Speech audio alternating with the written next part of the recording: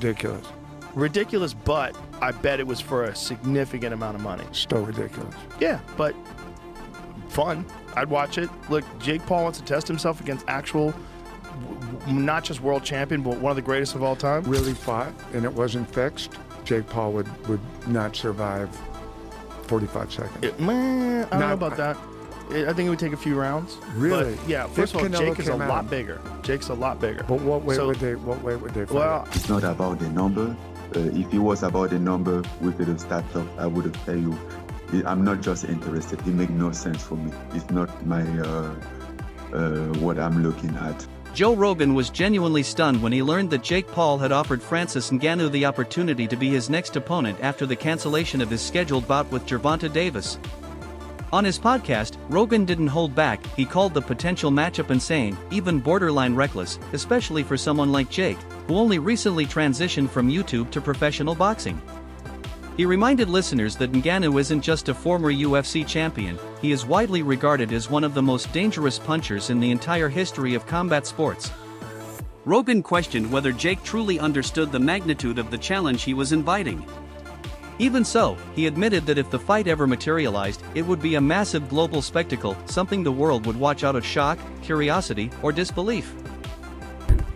Nikista calls Francis. This is Francis telling the story. Nikista calls Francis and says, hey, we need your help. We need an opponent for Jake. Tank is out. And Francis says, all right. And Francis says, well, how can I help you? Nikista says, well, we're looking at an opponent for Jake. Tank Davis is out. And Francis says, all right, but specifically, how can I help you?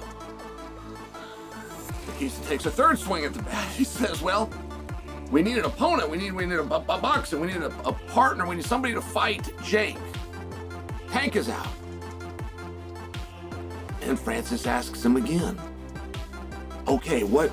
After Jake Paul's exhibition fight with Gervonta Davis fell apart due to the serious legal allegations stacking up against Davis, Paul's team urgently began searching for a replacement. Among the candidates floated was none other than Francis Ngannou, former UFC heavyweight champion and a rising crossover boxing figure.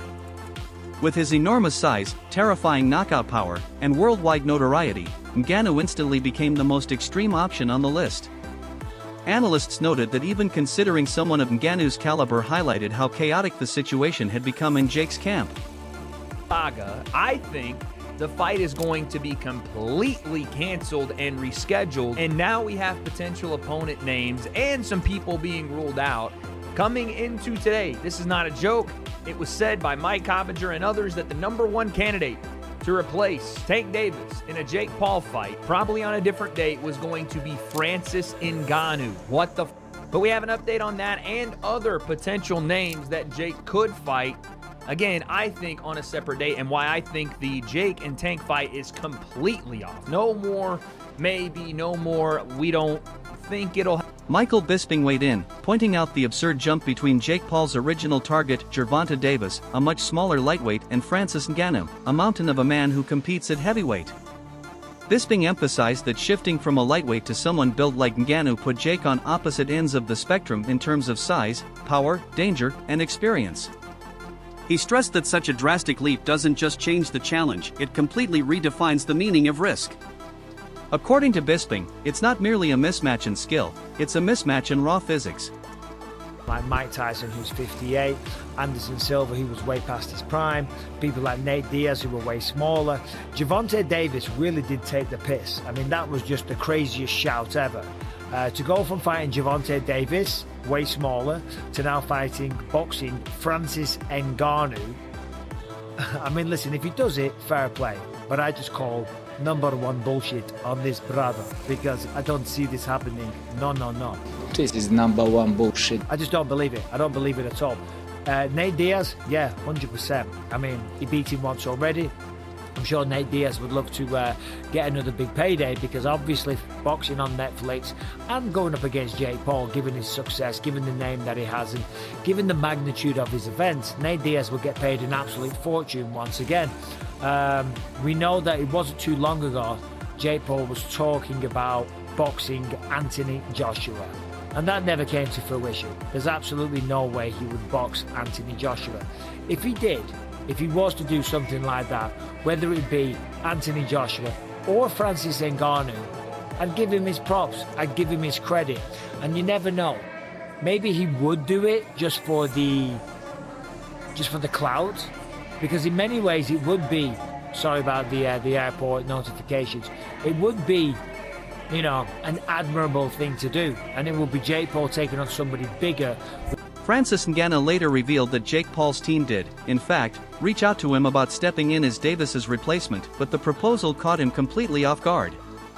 He said the offer came suddenly and didn't align with his career goals at all. While money was definitely discussed, Ngannou made it clear that he declined the idea because the terms, timing, and context didn't make professional sense. He questioned how Jake's camp thought moving from Gervonta Davis to him was a logical step. "This is not about a payday," Ngannou insisted.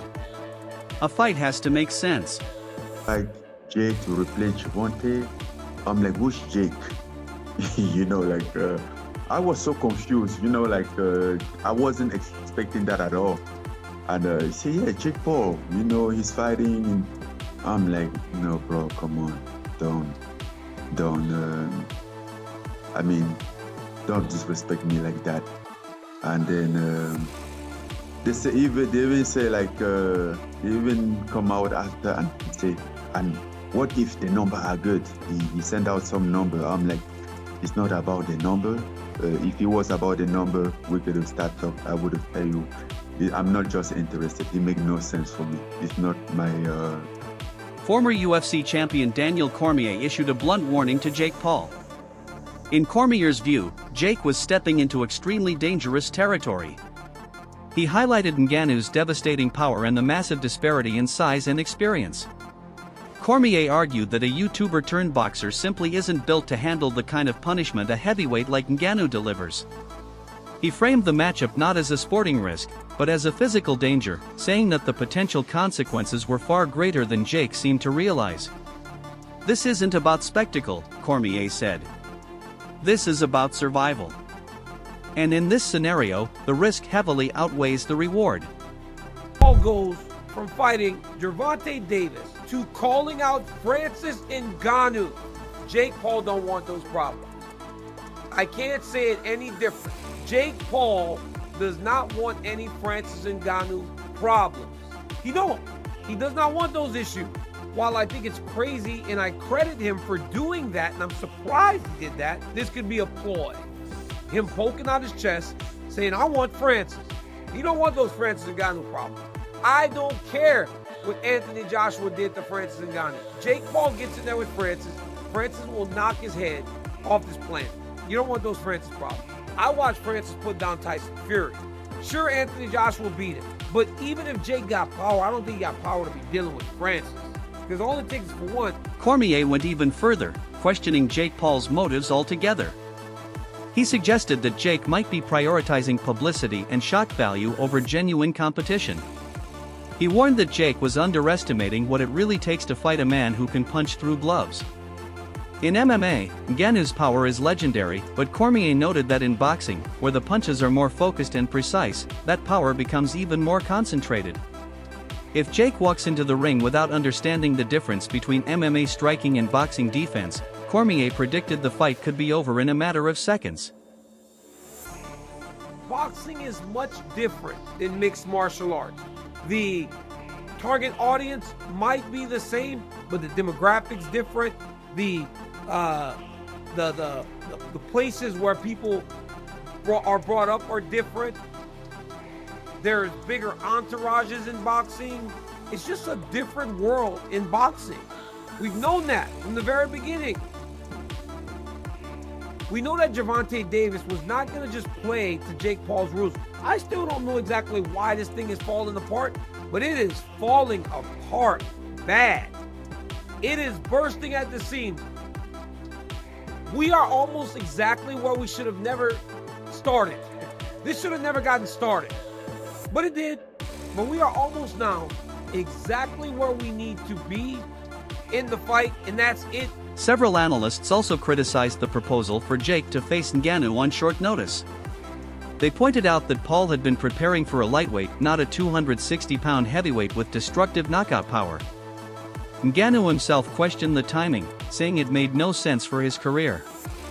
Experts noted that Paul would have virtually no time to adjust his training for a matchup of this magnitude. Some analysts even compared the idea to Tyson Fury's bout with Ngannou, one of the most shocking crossover fights in recent memory. Fury, the heavyweight champion of the world, admitted that Ngannou made it one of the toughest fights of his entire decade-long career.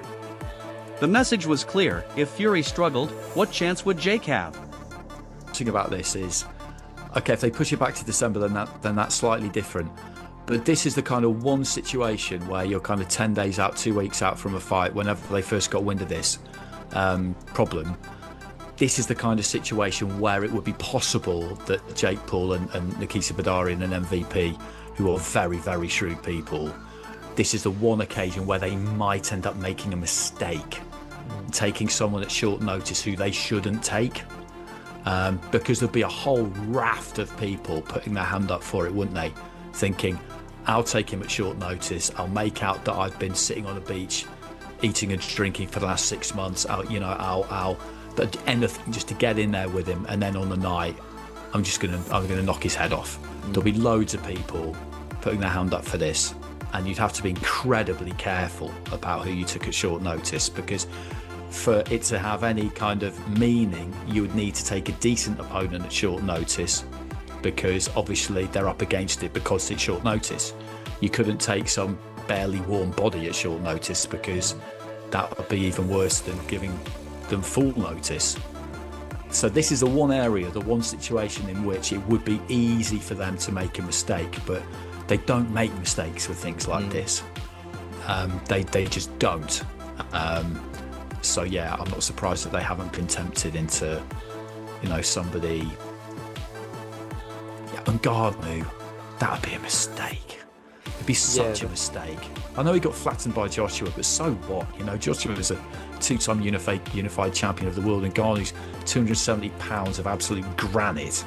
That would have been a terrible, terrible mistake if they'd given him the fight. And he dropped, like, people. I know, my opinion, Tyson Fury won that fight with Ngannou, but he still put Tyson Fury. He was close.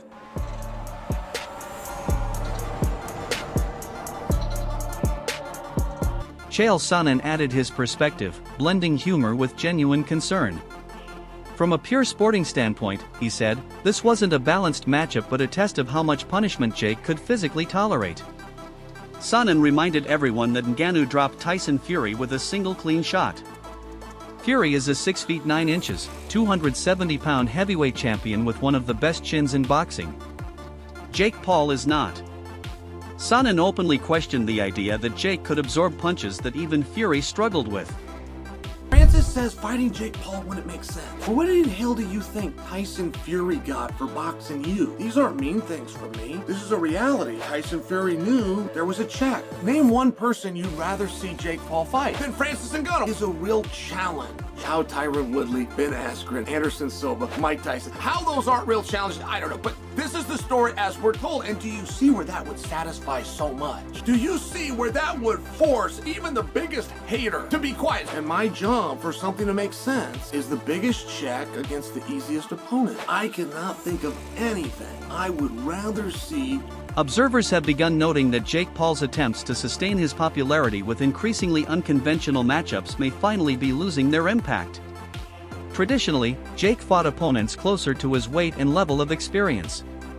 But this time, fans feel the idea lacks direction and credibility. Many believe this fight is being pushed more for attention than competition, which may explain why ticket sales have remained strangely low despite weeks of promotion. The spectacle factor is no longer enough. He's retired. Tank still being in the competitive nature of the sport throws this one completely off for me. And the fact that Jake is like 60 pounds bigger than he is. Right? Like, Mike was obviously far older than Jake, and that was the big knock on that fight. Mike should not have been in there with Jake. Said that many times. Jake has fought so hard against people saying he's bad for the sport, he doesn't actually want to fight or step up or do any of this stuff. And I've kind of had his back when I'm like, no, he is doing what most boxers have done early in their career. But this gives those people more ammo to be like, yeah, bro, look, this is what we're talking about. When we say he's bad for the sport, or when we say that he's doing stuff that doesn't make sense and he's making a mockery of things, this is what they're talking about. And again, I wouldn't have any problem with it if Tank was way past the point where he could fight competitively at his weight class and have fights with guys like Shakur Stevens, or even, again, rematching guys. Chael Sonnen re-emerged to emphasize one more point. Jake's fearless attitude is entertaining, but Francis Ngannou is not like anyone Jake has ever faced. Sonnen stressed that Jake doesn't have the size, the power, or the chin of Tyson Fury. And if Fury could only handle one punch from Ngannou, how could Jake possibly take even that? Bludgeoning. You can't even grab a hold of the guy or try to squeeze him. You can only bludgeon and be bludgeoned back. I think you're got an uphill battle to question somebody. But they have been very effective in doing just that to Jake. Hey, you start with this NBA guy, and even those MMA guys, they're not boxers. And then when you got around to the boxers, but they weren't current boxers. Then when you get around to the current boxers, they're not big enough boxers. And I just loved it. When I heard that Francis Ngannou might be going against Jake, I loved it. What's that gonna look like? How many of those shots from Francis can you take? Tyson Fury, you're talking clean. Tyson Fury only took one.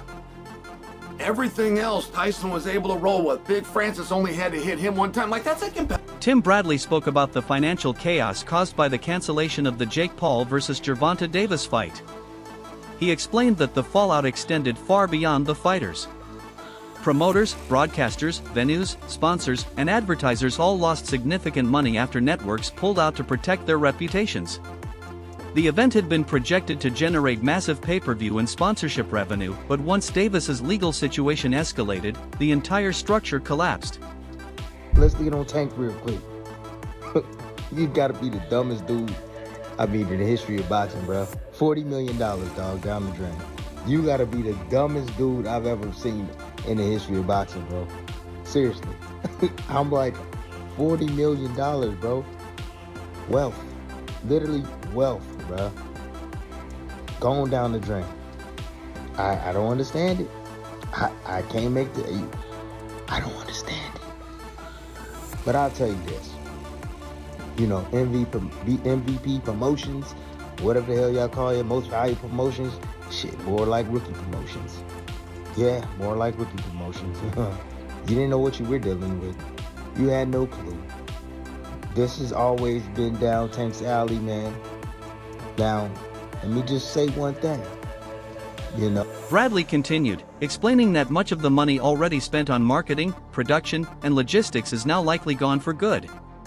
He used this moment to highlight how fragile the business side of boxing can be. When one fighter's reputation falls, everyone who invested in the event pays the price. Bradley also broke down the enormous gap between Jake Paul and Francis Ngannou from a technical and physical perspective. Ngannou, typically weighing around 260 pounds, represents a level of strength that few boxers in the world can handle. Jake, meanwhile, has built his strategy around speed, movement, and spectacle, not survival against a heavyweight powerhouse. Analysts agree that Paul would need months of specialized training, including building muscle, restructuring his defensive strategy, and preparing for a completely different style of combat. This couldn't be treated like another influencer boxing event. It would require true professional-level preparation. It would be something unique. It would be something incredible. It's the same reason that I would be intrigued by a Jake Paul versus Anthony Joshua fight, although I would never advise Jake Paul to take a Anthony Joshua fight. I wouldn't advise him to take a Francis Ngannou fight either, because as much as Anthony is far better, which we saw when they actually fought, Joshua slept Francis Ngannou quicker than me after 2 melatonin. It was quick, fast, in a hurry, completely dominant. But we also saw Francis Ngannou go toe-to-toe with the heavyweight champion of the world at that time. Yes, he was out of shape. We understand that. But Tyson Fury on that night got the shock of his life when Francis Ngannou not only went toe-to-toe, but put him down and danced on him. To this day, I think that fight could have gone Francis' way. Point being, there are levels to this shit.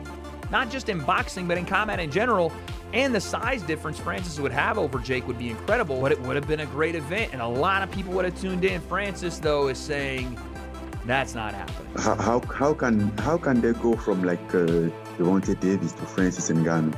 Like, I mean, Gervonta Davis is a fantastic boxer, but and is a one-shot knockout artist. But come on, like the weight different and everything, it makes no sense.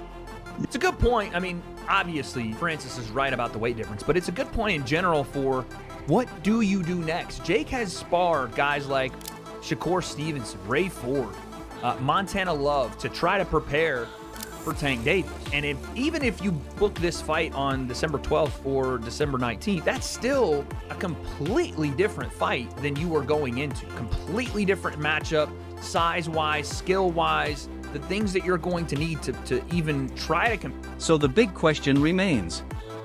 Is this matchup an exciting high-risk spectacle or a dangerous mismatch that should never happen? Tell us what you think in the comments below.